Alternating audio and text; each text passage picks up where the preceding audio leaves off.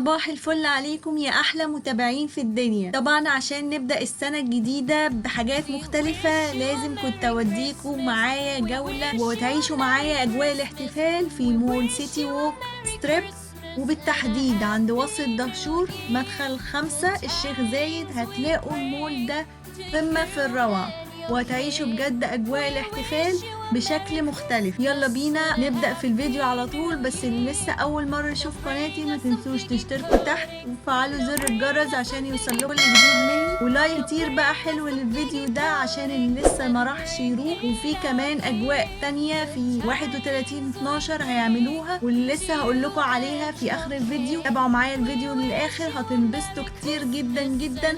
وزي ما انتوا شايفين أجواء الاحتفال عاملة ازاي.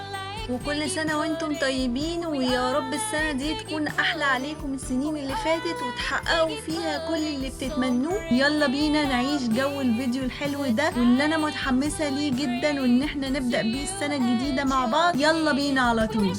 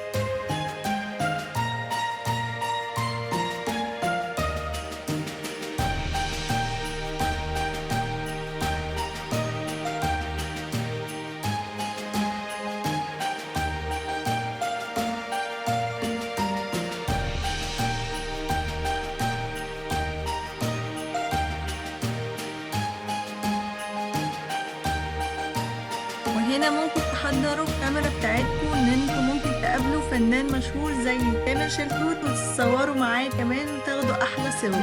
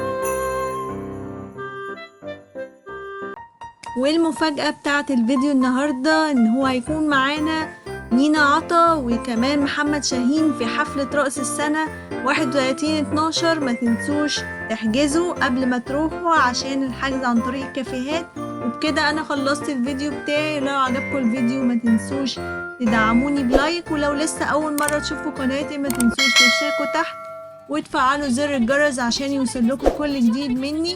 وباي باي.